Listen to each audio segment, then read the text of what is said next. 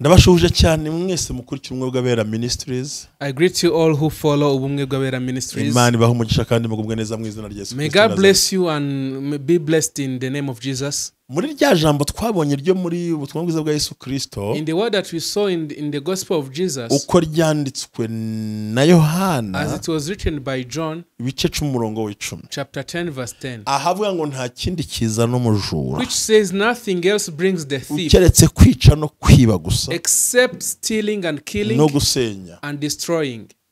Nta kindi kimuza. Nothing else brings him. Maze icyumweru tubivugaho. We spent it's now a week saying about this. Ndashaka ngo tuganire ku cyitwa kwibwa inzozi. I want us today to discuss about being stolen the dreams. Wanazibwa. And even when you have been stolen the dreams, ntumenye uko byakugendekeye. You don't know what happened to you. Ndetse byanarangira. And afterwards, nibyo urose ukabyibagirwa. And whatever you have dreamed of, you forget about it. Nanzi afite amayeri. The devil has many tricks. Hari utuntu numva nabwira abantu. There's some things that I want to tell people. Buriya ndabigarukamo. I will come back to it. Kuki buri gihingo z'abantu zisenya? Why does everything marriages of people are being destroyed? Kuki abahungu basaza badashatse? Why are boys getting old and don't marry?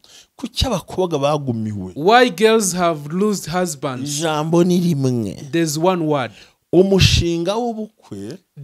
The project of marriage ntabwo ari uw'umuntu ku giti is not of one person. Ahubwo ni ibintu Imana yaremye. But it is a plan of God. Kuko ikimara kurema witwa Adamu. Because when he have created Adam, yaravuze ngo si byiza kwaba wenyine. He said that this man is not good for him to be alone. Ntabwo ari Adamu wabivuze. It's not Adam who said it. So urugo ni umushinga w'Imana. So marriage is a plan of God. So reba rero kuba uraho ukuriye mu rugo nta mugabo.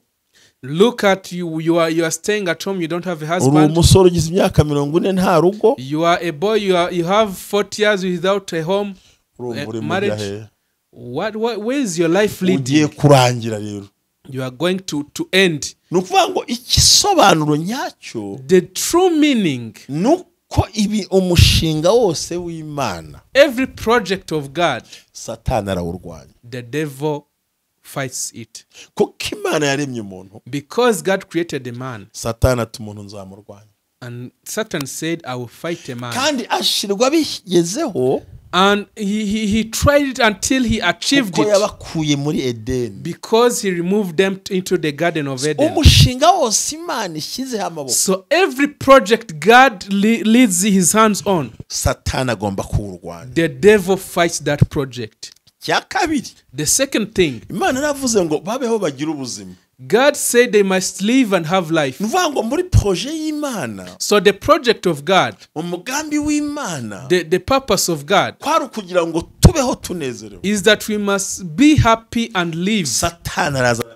And the devil came and fight it. Bishatse kuvuga iki? Which means that nuvango ikintu cyose Imana igambiriye ku muntu, whatever thing God plans for a man, the devil fights it to a maximum extent.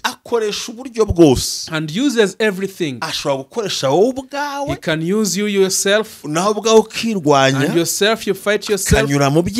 He can pass through sins. He can pass through generational curses. He can pass through everyone you live surrounding you. But ends up putting you down.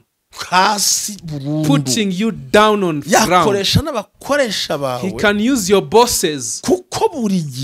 Because every time the devil fights the plan of God. But he will not achieve fighting it. Because there's a point that you must be attention to it. Because the devil, when he fights you, God will fight for you. When people fight you, God will fight for you. There's one question remaining. If you yourself fight yourself, who will rescue you? If you don't change your habits and come out of those things, what will happen? What do you think will happen? What do you think will happen? If God rescues their people. Abo Satani yahagurukiye. With the people which Satan have come to. N'abantu bahagurukiye. And the people which people have come to. Uwihagurukiye ubwawe. And the person who have fighted himself. Kuko ntushaka guhinduka. Because you don't want to change. Biravuze ngo nta mahoro y'umunyabyaha. God says there's no peace for the sinner. And you're always running around sins. Ikosa ry'amafaranga rizana mu mafaranga. The fault of money is found in money. Ikosa ryo muri business ryangiza amafaranga. The fault of business brings impact to the money. Uvuga ngo ikosa ryo mu buzima ryica ubuzima. The fault of life kills life. Ijambo ry'Imana ravuga mu Migani 29 umurongo wa 6. The word of God says in Proverbs 29 verse 6. Umutego aravuga ngo kanisubiremo nyumva neza cyane. Haravuga ngo mu gicumuro cy'umuntu hari nk'umutego ategewemo. In the sin of a man, that is the trick that Satan plans for him. Yes. But for the righteous who will be joyful, very happy. In the sin of a person, there's a tricky and the plan of the devil. If you must know, if I fight myself, who will fight for me? Who will come to rescue me? You must change your mindset. You must change your mindset. Before we discuss and dive into the scripture,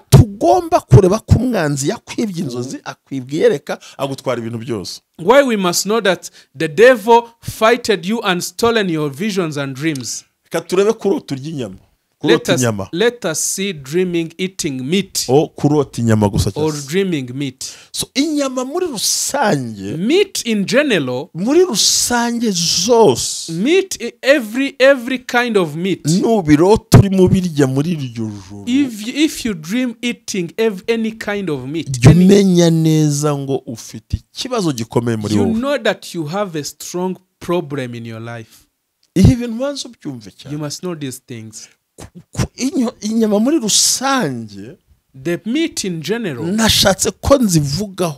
I want to explain about it. Because the devil has a plan to steal the promises of a person and to kill their visions and promises. And when they dream, the things they do not understand, they don't comprehend. So it is the reason as to why you must know the things and have comprehension.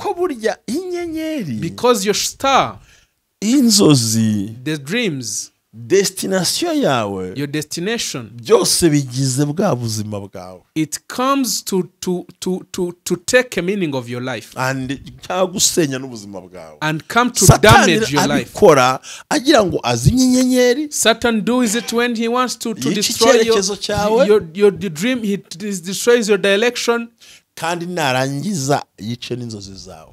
And afterwards he destroys your dreams. Murazi ko umuntu ageze ku gikorwa, you know, when someone achieves something, aravuga ngo inzozi zabaye impamo. He says that my dreams have come true. Yeah. My dreams have come true. Kuko burya inzozi ni projet. Because dreams is a project. Kandi ni projet hishe y'Imana n'umuntu. And it is a hidden project for God. So iyo bigezeho, because when you achieve it, uravuga ngo inzozi zanjye zabaye impamo. You say that my dreams have come true. Inyenyeri, shining star, inyenyeri, star, inzozi zawe, destination yawe, your destination, your dreams, ni inzozi zawe, and your dreams, ibyo bigize wowe. It is what combines you. So niyo mpamvu ugomba guharanira, because you must strive to achieve, kutibagirwa, not forgetting ibyo warose, what you dreamed of, utabona n'ibisobanuro, what even if you don't find, ugahamagara tukagufasha. If you don't find information, you call us and we ikindi ukwiye kumenya, the another thing you must know, nuko inzozi ari imvugo y'Imana ihishwe uwabirose wenyine, is that the dreams is the vision of God who is hidden by the one who dreamed about it. Kandi inzozi ntizivuga ibyahise,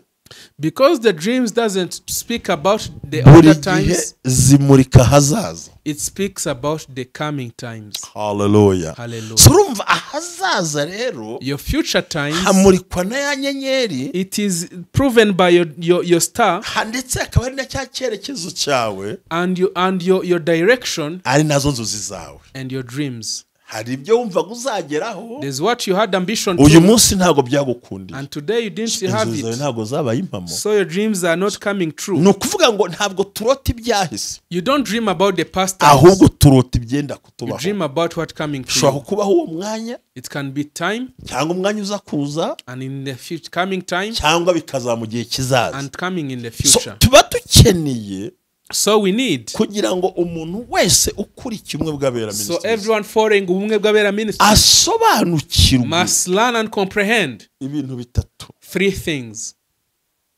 inyenyeri, the star, icyerekezo, the direction, inzozi. and the dreams. Ibi bintu bitatu These 3 key points. narakubwiye ngo ntabwo mu nsengero bamwe kubikwigisha. In church, they cannot find time reba to teach igihe you. maze mbikwereka muri buno buryo. You take a look every time I have spent narabwiye ku speaking munsi wa about it. gatandatu I've spoken about Saturday, ndabwira ngo inyenyeri y'uko Yesu yavutse yabonywe n'abanyabwenge. a star that shows that Jesus was born was seen by the wise men. Bagiye guca kwa Herode lazima kugira ngo batabona aho Yesu. When they passed to Herod's kingdom, the star was hidden. Ariko abanyabwenge bageze kuri Yesu, But when the wise men came to Jesus, babwirwa nuko inyenyeri ihagaze hejuru y'aho arari.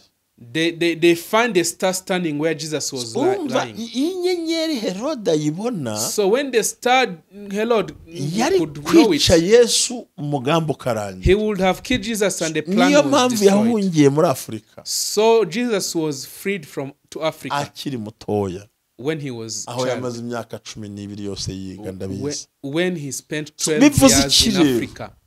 Umwana aravutse what? n'inyenyeri, The child was born and the star shined. kandi kimuzanye nturajya acungura abantu. And what came to him is that he must rescue and redeem None mu people. gucungura abantu hagiye kwinjiramo Herode. So in redeeming people, Herod is coming in. So byari kuvuga ngo yari kuzimya n'icyerekezo cye. He would have killed his direction. Rero inyenyeri Imana irayihisha, And God hidden the star arangije imujyana muri destination, and took him to his destination. hanyuma inzozi zihinduka impamo. And the dreams came true. Ni ibintu bitatu murokora agomba kumenya. It is 3 things where people must know. Nubwo Christians. ahazaza hacu hicwa n'ahahise, Even though your future is destroyed by your past, ariko ahahise hacu but your past ntabwo hashobora kudefinisa ahazaza hacu. cannot define your future. All again for. Lo transemenence. Urabyumvise ariko buriya. Ndabyumvise. Ahazaza hacu hishwe in our past. Your future he has been destroyed by the past. N'igihe uyu munsi urimo. And your present situation. Uvuga ngo igihe urimo kishwe n'ahahise. Your present situation has been destroyed by your past. Bivuze ngo n'ahazaza ntacyo ukosoye ntihazongera hapfe.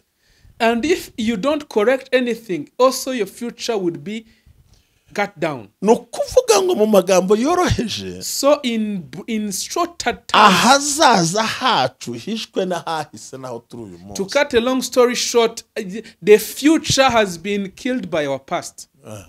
Yeah. So ariko our past ahahise hacu ntiyasobanura ahazaza.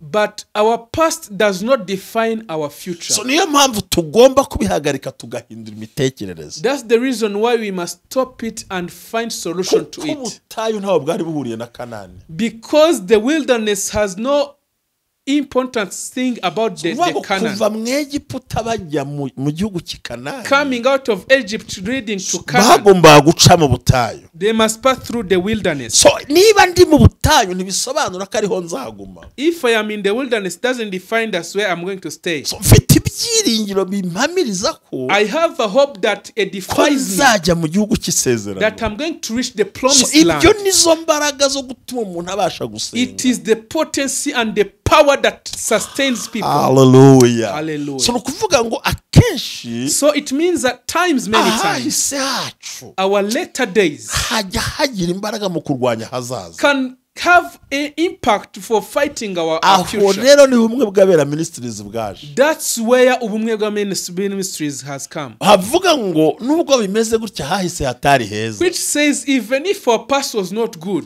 ariko ahazaza hagomba kuba heza. But our future must be convenient. Ugomba kubivuga. You must say it and declare it. You must decree and declare it. Ukavuga ngo hazaza hanjye hagomba you kuba heza. You must decree that my future shall be bright. Hallelujah. Hallelujah. Yo kuba imbohe z'amateka. There's no reason of being a bondage and a slave of the past. Nta mpamvu. There's no reason of being. Don't say that your father was a witch. Cyangwa navutse ku bantu b'indaya. No. Or I was born in a prostitute family. Cyangwa navutse ndi imfubyi nta muntu ngira. Or I was born as an orphan not having anyone. Or I am alone and abandoned. Dufite Kristo. We have Christ in our lives. Who must change things. And bring solution. And things change in a known way. The past Hallelujah. So you must know everything. Our past does not define our future. Don't say that. Don't even give time those people who remember you. Don't tell them if my God is going to rescue me. That's the reason why I'm not dismayed. In my face I've shined. Hallelujah. And being strong. Hallelujah. Hallelujah. The servant of God David said that if I have not believed, I would have been dead. So there's no reason of being a slave of the past. The bondage of the past, remove it from your life. Because Satan comes and bounds your hands and your legs and face and a cloth in your face. So you must not see the future. You must not attain anything. You must not receive anything. But we have power in the Spirit. We have power in God. Jesus said something strong and said something which was powerful and said that flee him and let him go. Free him and let him go. Flee him and let him go. And let him go. Hallelujah. Hallelujah. There's something that has bounded you, but you must attain freedom. We are going to see these dreams, but you must be delivered. May witches deliver you. The band of enemies, they deliver you. Because there's power in Jesus. He said that let me see where you put them. Let me see where I have put them. And he said that remove the stone. And called him. And called Lazarus, go out, and said, you go out. Yes, what people did, they were the one who God Jesus said, remove it what you have put on him. And say that this you have done it. You are going to do it and remove it. Whatever our past does not define and make us slave and does not define our future. It doesn't make it. It doesn't make it our ambitions. Whatever we're going to reach is definition. And what we are going today is different from where we are coming from. So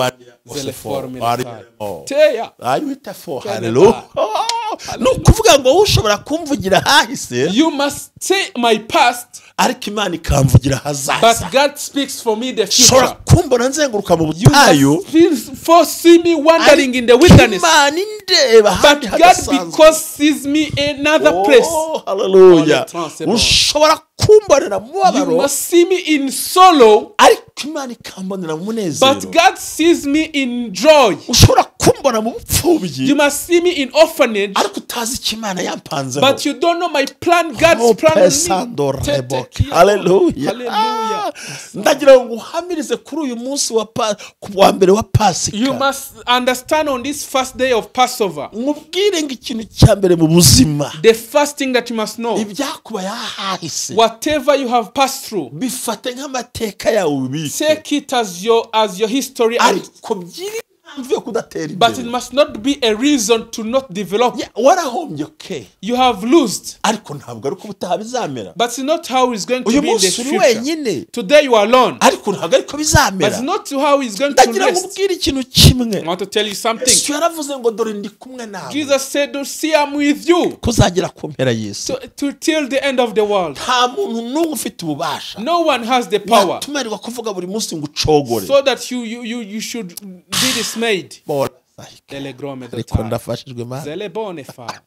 Hallelujah. Abenshi muri twe mostly here usanga twigira imbohe z'amateka.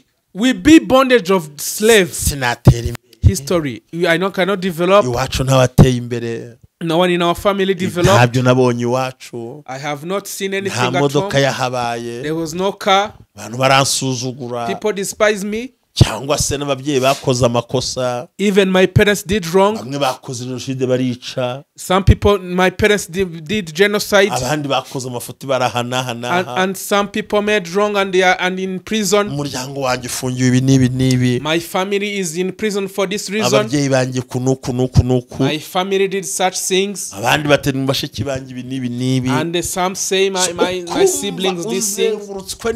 And you say you are surrounded by reproach. Ariko siko biri. But it's not how it's going Yesu yaje kugira ngo tubone ubugingo. Jesus came for us to have kugira ngo turuhuke. For us to be in rest. He said, all of you who are heavy burdened, come to me, I'll rest you. Because my burden is not hard. Yesu wacu turamukunda. Our Jesus, we love him. Wibuke neza ko ajya kudupfira ku musaraba. Remember that when he died us on the cross, kumwambika ikamba ry'amahwa. They wear him a crown of these things in the forest. Yeah.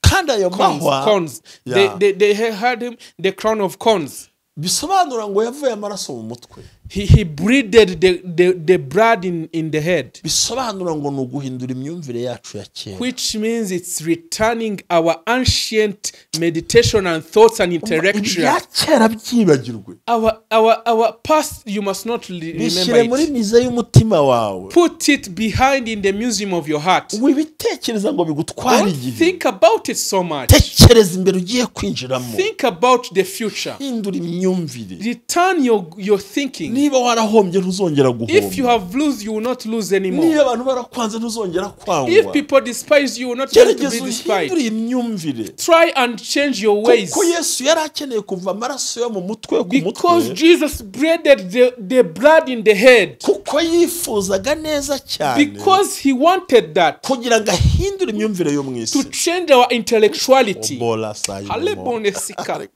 Kuko isi ya mbere yishwe no gutekereza nabi. Because the older world have been convicted by long intellectuality. Because God says in Genesis chapter 6 and say that the thinking and intellectuality of people is wrong. The introduction of people is wrong. Because it was brought by first Adam. There was needed of another Adam. Which was not of this world. But came from heaven. And when he came, he had to breathe the blood in the head. So he must turn into our change your mind, please. Change your mindset. Change your mind, please. Change your mind. change your mind, hindura ibitekerezo byawe, change your mind, hindura ibitekerezo change byawe, your mind, hindura ibitekerezo change byawe, your way, hindura ingeso zawe. eyes of IK abanza kutuvira amaraso ku mutwe, he bled his blood on the head kugira ngo duhindure imyumvire. So we must change in the ariyo mpamvu Paulo yandikiye abakristo, Paul wrote to the Christians, aravuga ngo mugire umutima nk'uwari muri Kristo Yesu, and said you must have the heart that was in Jesus Christ. yongera yandikira abaroma arababwira ngo, and say to the Romans, aravuga ngo dufite gutekereza kwari muri Kristo Yesu. We have the thinking and intellectuality of Jesus. Oh, hallelujah. Hallelujah. Ngo dufite gutekereza. We have the intellectuality of Jesus. Nukuvuga ngo, which means that mind ya Kristo iri muri twebwe. Mind of Jesus is in us. So ntabwo ntekereza guhomba, ntekereza gucuruza. I do not think losing, I think ntabwo ntekereza gupfusha, ntekereza kubyara. I do not think giving death people, but I think about giving back. Ntekereza ko hari ikiza Imana igiye gukora. I think God is going to do to me many good things. Hallelujah. We have mind of Jesus Christ. He said that dufite ibitekerezo bya Yesu Kristo. So iyo umuntu yamaze guhinduka imyumvire yiwe, when you are the intellectuality of God, abintu atinya, you fear not, ikiretse cyaha cyonyine, only sin. Ibindi byose, everything else, arakora, he does, aragerageza, he do it, ntacogora, he doesn't discourage, ntacika intege, he doesn't get dismayed, yita ku magambo bavuga, he's getting frightened, yita ku bimuhagurukira, he doesn't be yita ku kavuyo, he doesn't care about the chaos. But usanga ari umuntu uzi gufata ibyemezo. You see that he is the person who likes to take decisions. Undashobora kubona ibyo bitekerezo atari byo.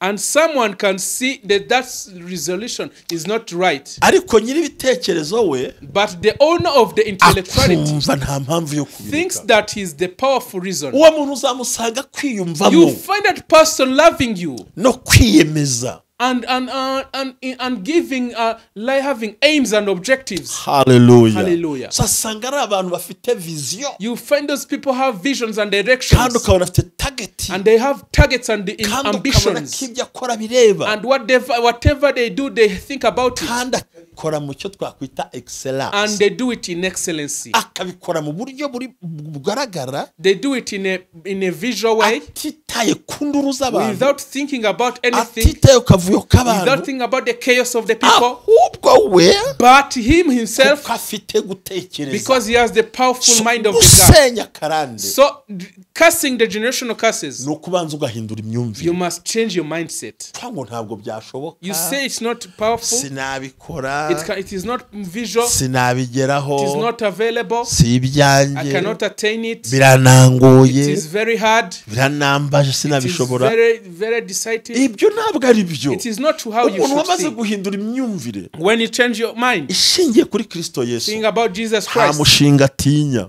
He doesn't fear anything. Kandi nta nubwo afatira urugero kubananiwe. He doesn't think about those people who are dismayed. Atekereza abantu batsinze. He thinks about those people who are kandi we icyambere urugero rwiza ni Kristo. So his aim is Jesus Christ. Abo n'abantu. So those people, bamaze guhindura imyumvire muri they have changed their mindset. Ntabwo avuga ngo ngiye ngo ntegereje kuzarongora uko mbonye amafaranga. They don't say they am going to get married when I have money. No, ategura umushinga. He prays the purpose. Akawushyira kuri Kristo. And he gives it to Christ. Uwazatangira gukora bito bito. He will start small. Kandi uzasanga yageze ahantu. And little by little he will make something. Atinya. He's not fearing. Ntabwo afata ubwoba ngo akangwe n'ibyo abonye. He will not think about I'm discouraged by anything. Kandi ibyabaye ku bandi bitagenze neza. So whatever have happened to people bimubera isomo. Is a lesson to them. Ariko ntago ifata nk'impamvu yamubuza gukora. He doesn't think about doing. Hindura ibitekerezo yawe. Change your mindset. Hindura hindura uzakubitwa. Hindura wumve ko bishoboka. Hindura wumve ko wakora. Hindura wumve ko wabaho. Menya ko byose bishoboka mu bwami bw'Imana. Change your intellectuality and your mindset and think that you will achieve it. You will think about it. You will attain it. You will have that ambition. You will have that vision. Hallelujah. Hallelujah. Ndafashijwe cyane. So udahinduye imyumvire. Niyo mpamvu usanga abantu twarahindutse ntibabimenye. Is the reason why you find people you have changed. Yatuviriye amaraso ku mutwe. Because Jesus bled the blood in our ageze ku musaraba hejuru. When he reached on the cross, amanika amaboko arayatambika. He raised his hand. Umusimari buryo umusimari. Ndimo mvuga ngo ushobora kuruha. I was saying you must have burden. nari navuze ngo I had said ushobora kuruhira mu nzu nziza, you might have burden when you are in a good waruhira no mu house. biro byiza, You must have burden when you are in a good waruhira ku office. rwego rwose, You might have burden on a waruhira mu level. modoka You nziza, must have burden in a good car. waba indushyi mu gihugu In utuyemo, your country. ariko nta waruhira mu biganza bya But no Yesu. one can have burden in the hands of Hallelujah, Jesus. hallelujah. Hallelujah. Kuko yaravuze ngo tetelestai, Because he said testlastrai, bisobanura ngo birarangiye. which means it is over. Aravuga ngo mwese abarushya n'abaremerewe, And he said, all of you who are heavy musange burdened, ndabaruhura. come to me, I will give you rescue. Ushobora kuruha kandi warabyaye, You might have burden when you have umuruhuka given gufata children. ukakuzonga. And burden kills you. Ushobora kuruha kandi uhembwa, You might have burden when you have a ariko nta salary. muntu uruhira mu biganza bya But Yesu. no one can have burden when Nta in the hand of muntu Jesus. uzigera ubona uruhira mu biganza bya No one Yesu. can have burden in the hand of Kandi Jesus. yarahagaze hagati y'isi n'ijuru. And he has standed before the world and the earth. Hamwe umukozi w'Imana Pawulo yandikiye Efeso ibice 6 umurongo w'10, When Paul wrote in Ephesians chapter 3 verse arababwira ngo 16, ntiturwana n'abantu, turwana n'imbaraga we do z'imyuka not fight against people, we fight about ariko principalities. Yesu arambura amaboko, But Jesus raised his hands aravuga ngo musange and ndabaruhura, said, come to me, I will give you rest, umutwaro wanjye utavunanye, because my burden does not ndetse no heavy, kunkorera bitaruhanije. and serving me is not hard. Hazodaria remo kepora, passe hazando gromezele wafora vosi grepora. kamini Hallelujah. Alagrome Je wita isele Zele mora fosi grepora. Oh, ben, abantu bararushye, People are having burden. imiro n'amagambo bariho, Words and curses are upon them. bananiwe mu mutima wabo, They are very heavy burden, ariko ntibaramenya aho but they byapfiriye, don't know the issue. kuko Satani Because the devil agomba gukoresha uburyo bwose has one way or another kugira ngo kwambura ibyiza byari kuza mu buzima to bwawe. take away your good thing from you. Mwibuka umukozi w'Imana Ezra, Remember the servant of God Ezra, ubwo yaravuye i Babuloni, when he has come from Babylon ndetse namwitaho ngo ni kwa Ahasuwerusi kuri uwo mwami wo muri icyo gihe and from wayoboraga, Ahasuerus, arimo ngo azane ni ku mwami kuri Dariyo, ku ngoma ya Dariyo, from Darius. noneho ngo agiye kuzana ibintu by'i Yerusalemu byari byaranyazwe, So when he had gone to take away the things that from Jerusalem that have been ageze ku kagezi taken Ahava, into captive, when he came to deliver Ahava, ngo amenya neza amakuru so he know the news. ko mu nzira In the way hariyo abanyazi n'abambuzi, there were thieves and stolen people. kandi twarabwiye muri Yohana ibice umurongo wa mbere wa 10, We told you in John chapter 10 verse nta 10, kindi kizana abajura, no one brings the thief kwiba, to steal, kwica to kill, no gusenya. and to destroy. Ngo ahageze Ezra So when Ezra came, abona amakuru he received the news yuko hari abanyazi n'abambuzi bategeye mu nzira, that there is thieves taking them into camp, bategereje ngo bahanyure babambura ibyo bazanye, waiting for them to take away the things that they have come with. arangije atekereza ngo aravuga ngo aravuga ati reka dusenge twirize ubusa, And he said that let us pray and fast. ati reka dusenge twirize ubusa, Let us pray and fast kugira ngo tubone aho tunyura twe n'abantu n'ibintu byacu, so that we might pass through with our people reka jambo turishaka and our properties. Let us see that the word of God, turisome turyumve neza abantu b'Imana, umenye ko ibintu biba bitoroshye, let us see the scripture so much you must know it, kandi ni ngombwa ko tubyumva, so we must understand. amenya amakuru, He knew the news, asobanukirwa amakuru, he understood the news, kandi amenya ko mu nzira hari y'abanyazi n'abambuzi, and he understood that in the way there is thieves. arabimenya, He got the information. amenya neza ko hari abanyazi, He knew that there are thieves, abambuzi, stolen people, kandi bagira ngo babuze abantu gutambuka, and who are trying to block people from passing. buri gihe iyo ushaka kugira ngo ugerageze kurenga ahantu, So when you are trying to go beyond something, Satani ari yaranja, The devil tries all way means agahagarika amasezerano yawe and stops your promises agahagarika n'ibyo washaka gutekereza and stops everything you are planning. Oh, hallelujah. Hallelujah. Ibyo byose, all those things, ugomba kubisobanukirwa. You must know it. Kandi ukamenya neza ko umwanzi arwanya amasezerano yawe. And know that the devil is fighting you. Iyo in the way dushaka kugira ngo dusobanukirwe no guca mu makuba n'ibyago. We want to tell you about passing through trials and tribulations. Bigusaba ko ugomba gusenga Imana kandi ugahagarara wemye. You must go through everything believing in God. So, kuko iyo udakoze muri ubwo buryo, because when you don't do it like that, igihe cyose uzahora wisanga mu kaga kagoye. Every time you find yourself in bisaba rero ko, so you must, bisaba ko, it requires, bisaba ko, it requires, ugomba kumenya amakuru. You must have information. Kandi wamara kuyamenya, and when you have information, ngira ngo turashaka gusomera ngo bageze ukageze kitwa Ahava. I want us to read in Ezra chapter 8. Ezra ibice 8. Ezra chapter 8. The verse murongo 21. Verse 21. Haravuga ngo tukiri kuri uwo muyoboro wa Ahava, ntangaza ko twigomwa kurya kugira ngo twicishe bugufi imbere y'Imana yacu kandi tuyisabe kuturinda mu rugendo twe n'ubwacu n'abana bacu n'amatungo yacu. Nari gukorwa n'isoni iyo saba umwami umutware n'abasirikare bo kuturwanirira n'amafarashi, kuko kuturinda ababisha badutegeraga mu nzira. Kuko rero twari twabwiwe n'umwami ko twabwiwe n'amatsiko Imana izaturinda abayiringira bose, ko ikaba ariko ikarakarira cyane abayireka. Nuko twigomwa kurya kandi dusaba Imana yacu kuturinda, nayo itwemera ibyo twayisabye. Imana ishimwe cyane. It says that there by the Ahava Canal I proclaimed a fast, so that we might humble ourselves before our God and ask him for a safe journey for us and our children with all possessions.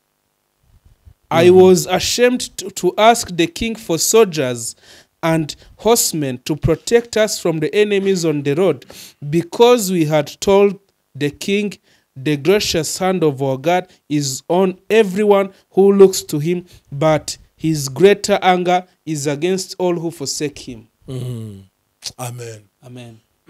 Indi version yoroshye kunivuga ngo there by the Ahava Canal I gave order for us all the first and the humble of ourselves before our God, and to ask him to read on our journey and protect us and our children and all our possessions. I would have been ashamed to ask the emperor for troops of the cover of the God from any enemies during the journey, because I had him that our God blesses everyone who trusts him. But no, this now ndekendekera aho ngaho nta nicyo nzi. Uzanyigisha Icyongereza nshuti yanjye. Uzanyigisha nshuti yanjye. Uzanyigisha. Intego dufite n'iri jambo. Our plan and our purpose ni ukuvuga ngo we ageze ku kagezi kitwa is to tell you that when he reached the river Ahava, nyumva neza muri buno buryo. You listen to me clearly. Kandi unanyumve neza. And listen to me. Yari yabwiye umwami ngo nta basirikare dushaka. He told the king we don't need soldiers kuduherekeza, to accompany us. Ijambo ry'ubwenge ni, what is the wise word? Bari bagiye guherekezwa nande? Where is the person they were going? Barabitwaye. It was the soldiers who took it. Babibika igihe kinini. They kept it for a long time. Yibwira ko hari icyo bamumarira. They thought that they would have helped him. No. Umuntu wese utarigeze abana nawe, udashaka no kubana nawe, udakorana nawe, nta mpamvu yo kumutakaza igihe cyawe. Any person who doesn't want to work with you is like someone who is not having love for you. Is like someone who has jealousy and spirit of not showing you the truth, you must not go with them. urumva bari kubageza ukageza hava, because they would have reached on the river Ahava, bamara kubageza bakabaha andi mabandi yo hakurya, and when they reached river Ahava they would have given other bandits on the other side. we atinya ko bamuhingabo, so he refused for the king to give him soldiers, because those soldiers were the one who took the things. Have wisdom. Don't hate those one who despise you, but don't go with them. Don't refuse what they do to you, but go away from them. When he reached on the river Ahava, he knew the news from his home. There are people waiting for him to do wrong to him, to harm them and take away their goods and their they have not confiscated their goods from. They are going to take their commodities from a foreign country. So he spent 3 days by praying, and God he had him. And when they reached Jerusalem, hallelujah. When we change our mindset, we change everything, we reach everyone. Don't lose your vision. Don't lose your purpose. Don't lose your vision. Don't lose your purpose. Don't lose your direction. Don't be frightened by what people are saying. Because Jesus came so that we might have life and life in abundance. Today, I want your heart to be calm and tell God that it's possible. And tell the devil he will not do anything to you. Give a proclamation upon your life. Give a proclamation on your children. Give your proclamation on your business. Give your proclamation on whatever you do. Give your proclamation on your plot.